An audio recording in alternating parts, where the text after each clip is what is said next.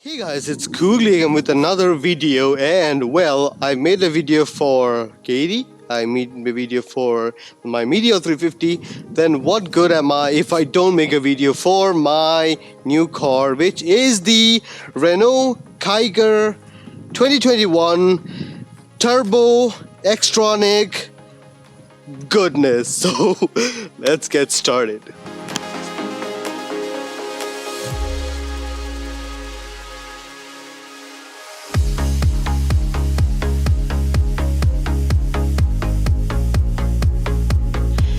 So guys, the Renault Kiger is a 2021 car. It was released this year. It is really interesting. Now let's get to it, because first of all, specifications and everything you already know about it. You can just read online, you can find it. There is nothing much to it, but this is my car, so I have of course done a few things to it. So first of all, well, I have the bonnet open because this is something which I guess people want to see. So it is a 3-cylinder, it's a turbo petrol engine. It's a turbo petrol with CVT transmission, which is the Xtronic. It has everything there, great bracing so that it is really stiff. Now this is one of the more sportier handling SUVs. I have tried out a few cars, and goddamn, you have no idea how much I absolutely love this particular SUV. Or well, let's say, okay, first of all, I'm going to refer it to as SUV, but we all know this is not an SUV. Why? Because it is not a leather frame platform or anything of that sort. Hi doggos! So many doggos today, but that's okay. Doggos just, oh, I want love. Hi doggo, you want love, right? Yes. Anyways, let's continue with the video now. First of all, what is this? Now, first things first, just look at the car. It is an amazing thing. Like, to be extremely honest, I think the Renault engineers just spent so much time on the external of it because it is gorgeous. The creases, the lines, the hunches, the sloping roof line. It is kind of like a coupe design or coupe design, whatever you want to call it. It has a very swoop back behind. It has LED tail lights. It has a camera at behind. The behind section looks really interesting. It's not really normal where you find all these things. On the other side, you can see there is like all the design elements. This is probably one of the biggest things about the Kiger. They spend so much money on the design aspect of the car that they did not really invest much into the electronics, or did not really invest much into the other aspects of the car. So that is one thing which I feel like. You can see it has Octa LED, Penta, whatever it's called. It has 3 LEDs, 2 for low beam, 1 for high beam. It is LED. It has LED DRLs. It has a indicator which I will show you is working. It does work decently well, to be honest. So you can see LED DRLs are separate from the LED units or the indicators, which is interesting. Again, it has a towing hook. It has a big, I mean humongous logo in front. It doesn't have a camera, unlike the Nissan Magnite, which does get a front camera also and a 360 camera. Now Nissan Magnite and Renault Kiger is based on the same platform, same powertrain, almost same internals. It has a lot of things which are shared with it, but technologically the Magnite has a lot more to offer than the Kiger. But to be extremely honest, like my biggest problem with the Magnite was that, well, first of all, it doesn't have the sales network. There is no Magnite or Nissan sales network in my place, so I really just cannot even use it. So that's one thing. Renault was available in my place, so I just bought this one. Now this is my personal car, so there are a few things which I have done with it. So first and foremost is the optional accessories. So first of all, I did get the front skid plate because I wanted to complete the look of it, or I could have just gotten some red tape and taped it off, which I am planning on, so don't worry about that. This one is something which I got aftermarket. This is not Renault. Yeah, fit and finish is not the best. You can see that it is like, I can see the issues which someone would have with this one, because it is understandable. Apart from that, of course, I have got a TPMS sensor. I hope you see the video for that. So TPMS sensor does not come with the Kiger, but it does come with the Magnite. So that is something which is understandably not available with this car. It does come with a roof rack, and this is certified to take up to 50 kilograms, which is really cool. From the behind, of course, you have a wiper. This camera is my addition. It also comes with a reverse camera which does not have adaptive function. Reverse parking sensors. I did not get the forward parking sensor option because it doesn't have a cutoff, which is a bullshit way of doing things. Because yeah, in traffic like ours, you need a front parking sensor cutoff because it'll go beep beep all the time. So I don't want that. Now I do want to show you guys about this car. Now one thing which I really like is I have locked the car now, right? I have locked the car and I don't even need to press the button. It has got request sensors on both the front wheels from the doors and also on the rear hood. So yeah, that is one thing which is really cool. It doesn't have request sensor for the rear door though. So let's open the boot and show you guys what is available. So here is the boot. These are extra fittings. All the electricals I wanted to get it done with extra fittings with the dealer rather than getting it aftermarket because I did not want to mess up with the electricals. Now this is the spare tire. It is this one. It is not a full-size wheel nor is it an alloy wheel, so you need to understand it's a R15. The actual wheel which it comes is, well, let's just close this one, nothing much more here. The actual wheel with which it comes is a 16-inch wheel, which is alloy. I got the alloy version because it is the top trim. Ooh, I didn't really mention that. It is the RxZ model, which is really cool. Now, something which I do want to mention about the Kiger is that the one which I got, you can see the color. It is a moonlight silver color. Yes, it is a bit dirty because I have been using this for every day now. And one thing is, you can see the moonlight silver color. It comes with this thing, but it was not the dual tone option. The dual tone I did not get because it is ridiculously expensive with the TCS tax, the insurance tax and everything included. It's going to be around 60,000 more expensive. I said, well, I can get the moonlight silver and just make the roof black, and that's what I did. I actually did a wrap job on it. Yes, it's not the best, of course it's not. If it is painted, it will look a little bit nicer, but I like the wrap job which has been done.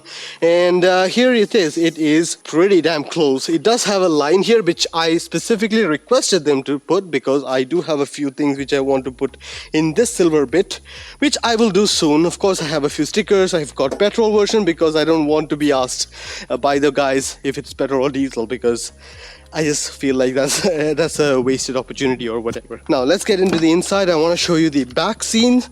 In the back, well, there is a lot of space. Now you have to understand that I am coming from a Chevrolet Beat LT diesel. Now thinking of that is a paltry little car. It does have a armrest and with the twin cup holders and a place to keep your smartphone, which is pretty nice. I have a OnePlus 7 Pro, which is one of the longest, bigger smartphones which you can find. And the back, no scoop down seats or anything like that, but it is pretty fine. It has a magazine holder. I have a glass inside. It has AC vents. It doesn't have AC vents anywhere else. It does come with a light, but the light is not LED. I actually changed the light to white LED because, come on, such a futuristic car and you don't have LED lights, like you have white halogen bulbs inside. I could not accept it, so I just said no. So that is pretty much it at the back side of the car. Now at the wheels, I want to get back to it again. It doesn't get discs on the back, but it does get discs on the front, but it is not like a really big disc or anything, but it is pretty cool.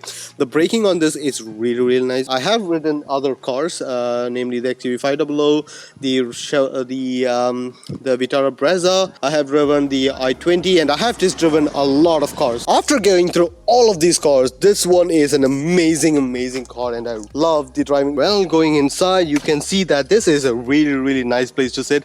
Okay, forget the mats. Okay, mats are also something which I got it for myself because these are 3D mats which I got from Amazon. Before that, I also want to say one more thing. There is an issue which is available on this car which causes mud to be flinged through this area. You can see that there is no covering here, which is a huge misstep from Renault. I have no idea how they missed this one.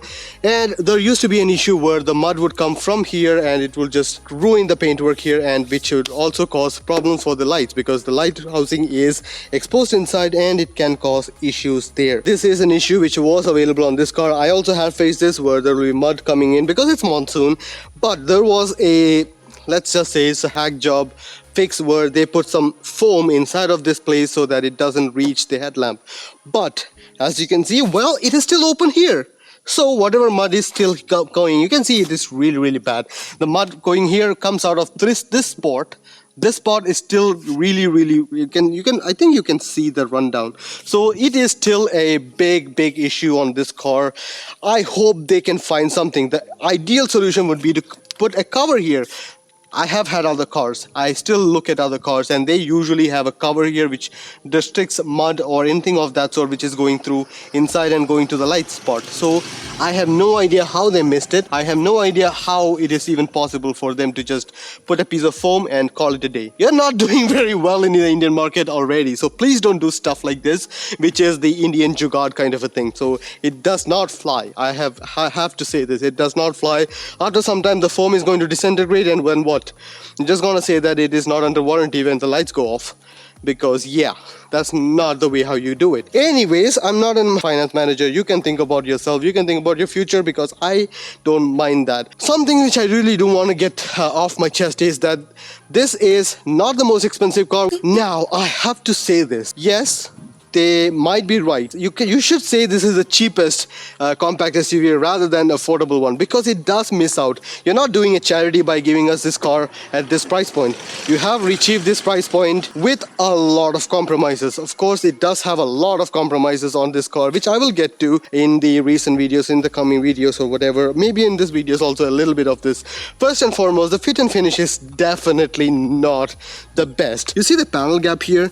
You see the panel gap here? Like, what the hell is this? I can fit my entire finger inside of it if I wanted to. Also, this gap here and this gap here, like really, it has so much difference. I have no idea how. Also, one more thing which really irks me, and I'm definitely going to rip it apart and put it back in. Can you see this? The turbo badging and the extronic badging. Like, how did you mess this up? Like, it has to be on a line, and this and this and this are not in a line. Like, how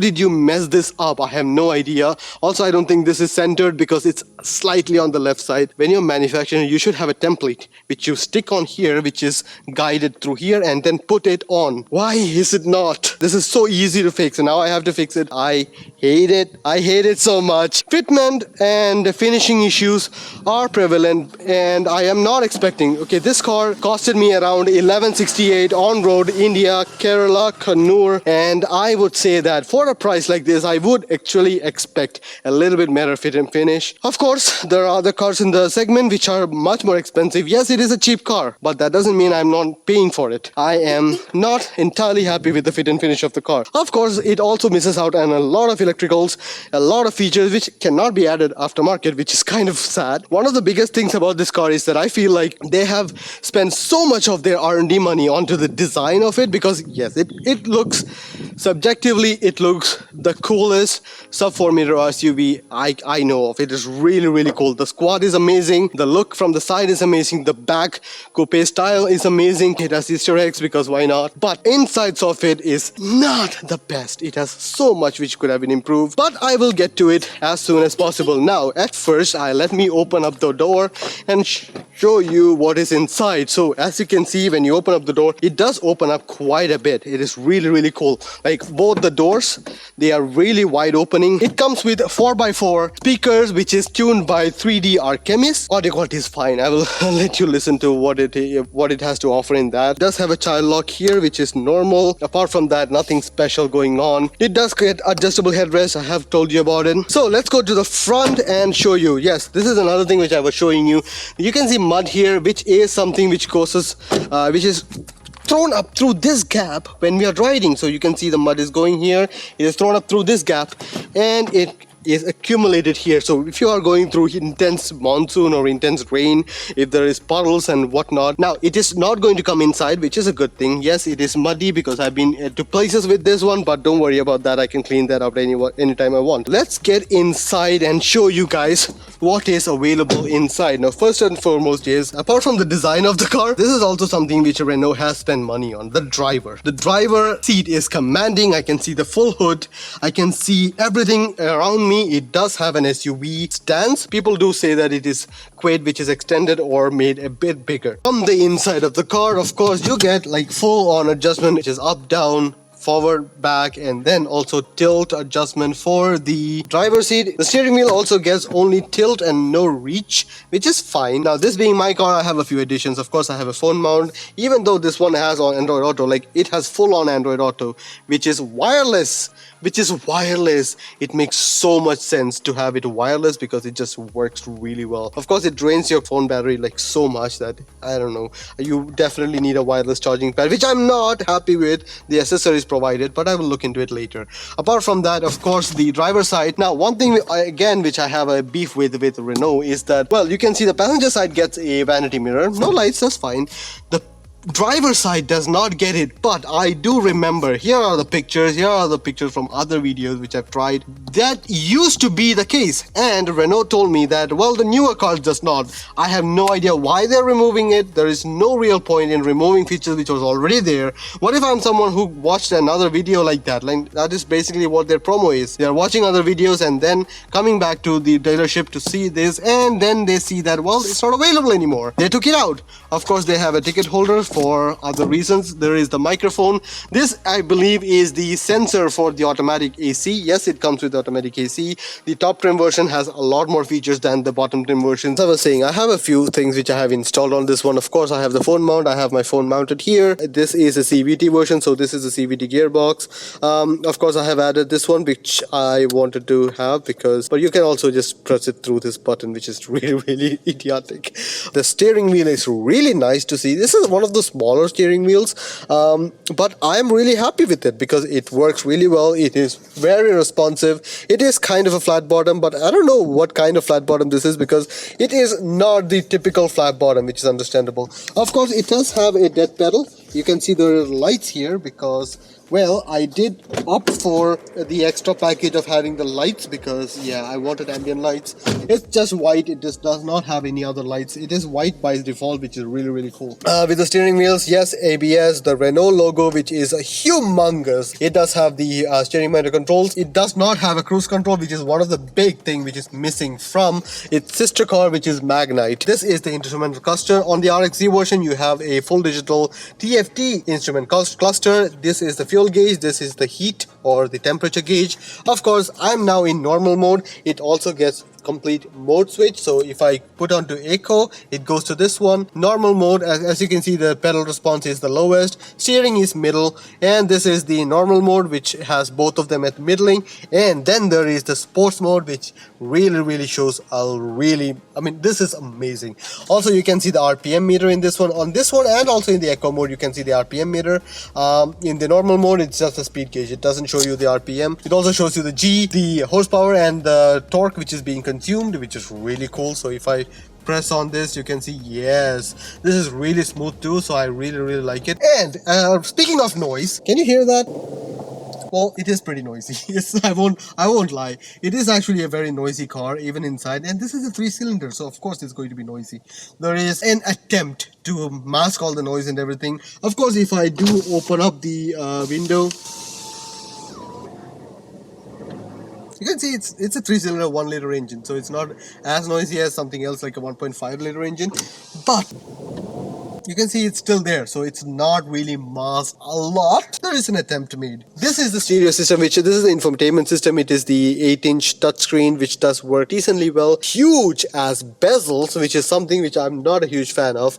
Of course, you can go for everything else. Now, this being a Android Auto system, it doesn't have anything else, okay? It doesn't get connected car. It doesn't get a camera, 360 camera, like the Nissan Magnite does, which is a huge thing. It is just there. Of course, I cannot ever have enough screens in my life, so I put in another screen. This is for the front camera and also the rear camera recording. Of course, I can just turn it off for a normal one. It doesn't get auto dimming, it gets normal dimming, which does work. Of course, wires, because I had to fire it up. This is the TPMS sensor because this car does not come with TPMS, unlike the Nissan Magnite does. So, as you can see, yes, this is the cheapest car in the segment, but also it misses out on a lot of things. Of course, it doesn't have a traction control or a hill hold assist or anything like that, but this is an automatic, so I don't think I need a hill hold assist on this car. Still, what's missing is what's missing. So I don't think it's a very proud thing to say that it's the cheapest car in the segment. Most affordable car, something which I would have understood, but still it is missing out on a lot of features. Also, like, Magna is not even that much more expensive than this one. Like, this is the top end of the line, and I'm talking about the top of the line, top end model RxZ, and I think the other one was called, I don't know, VX or something. Whatever it was, that's my take on it. Now, one thing which I really like on this car is the toggle switches. The toggle switches are amazing. It makes me feel like a pilot, and I just like it. And of course there is a reading of what it is, and auto and all that. No auto, no, the AC is too loud. Of course you have defogger, and you have back defogger and everything, and yes, with the defogger everything gets so loud. Yes, the AC is loud, but the AC is also chilly. I would say that a lot of people will be asking me about how the AC is, and it is chilly, but it's also loud. But that's in the full setting. Like, in the full setting, it's very loud. If I go 3, it's not as loud. And of course, with the automatic climate control or automatic AC, it only has one zone climate control. It doesn't get multiple climate control or anything like that, unlike the XUV300, which does get that. But XUV300 is also a little bit overpriced in my opinion. And besides, there's a lot of things. I will get to why I chose Kiger over the competition when I drive it, which will be soon. The controls are here. It does have folding mirrors, but it's not auto folding, so you have to manually fold it, which is kind of BS. I don't know why. Like, there is a functionality, so why can I not have that option? There is the controls for adjustment of the mirrors. There is the buttons for this, but it is actually pretty low set or behind.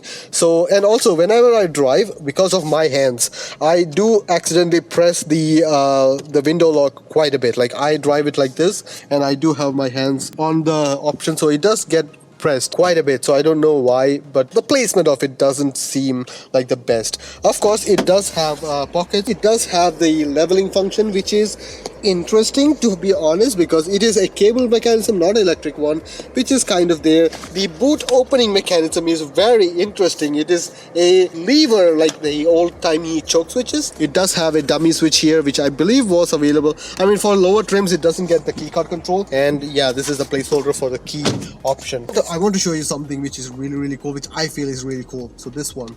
Now, as you can see, this keycard, hey, it's really cool. It works really well. Let me turn off the AC because it's too loud. I have put a case on it. It's a rubberized case. You know why? You don't get a dedicated location for the key, like where you can put the key, but this one works. What I personally like is this one. And because it's rubberized, it doesn't move around even when I'm going away. It's amazing. I love this. So it's like a hack which I really like. I just put it there and it works. Of course, it also has ambient lighting. As you can see, that ambient lighting there, ambient lighting there, and yeah, I mean it shows what is there, and also ambient lighting there. That is all the ambient lighting which you get. The under footwell ambient lighting is connected to the door. If you open the door, it's going to open up, and it is available for all the 4 footwells. So that is there. The footwell is pretty spacious, but one thing more which I want to show you is the spacing between the brake pedal and the accelerator is very narrow. Like, it's very much here. Now personally, it's not a huge problem for me because I think this makes it easier to drive with one foot. I mean, you should be driving with 1 foot if you are on this car, but my dad did find a little bit of difficulty because he's a taller guy, so he does have a few issues with that. Another issue which I found is that the glass gets fogged up very easily on that with the AC on, which is not normal. It does come with 2 glove boxes, so one is this one and also another one is this one. It does get cooled function. It is kind of cool. It doesn't have a sunglass holder as such. It doesn't have a sunglass holder anywhere, but it does have a pocket here, which is, I don't know which driver is going to reach over to the passenger side. So that is pretty much mostly about the car. If you have any more doubts, you can actually ask me anytime. Of course, there are a little bit more storage spaces. There is a space where you can put your wallet, your phone if you want to. There is this space which I would have lost. There is the aux cable. Of course, it also comes with an aux port here, which I have opened for some reason. Also AC vents for the rear passengers, but no AC on the passenger side or on the B pillars. It only has AC in the center console, which is fine. yeah, if you had opted for a wireless charging pad, you will lose this space because it will be attached to this space, and also you will be losing access to the 12-volt charging thing, which was not acceptable for me. So I basically got this one. There are panel gaps here, not the most reassuring thing I mean, to see when you are paying so much for a car. Of course, it's not the most expensive car, also it's not the most cheapest car. So you know, there are some things which I have found about this car which is meh. Fine, okay, good. Now about the infotainment system, I'm not going to go into the infotainment system because you already know. You can watch billions of other videos about it, but I will play a video or I will play a song. Francis Alucas Jewelry.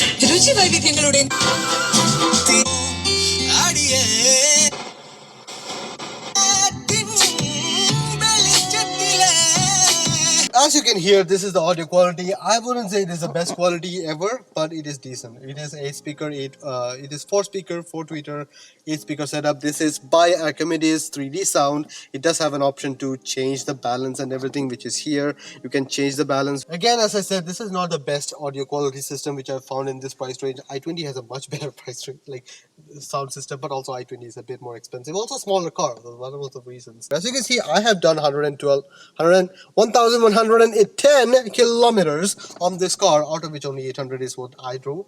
834, yes, is what I drove. Rest of them is compiled by my brother, my dad, everyone else in my family. So nothing much else. I will now drive the car and show you guys how it is to drive. The horn is not bad. Let's say that.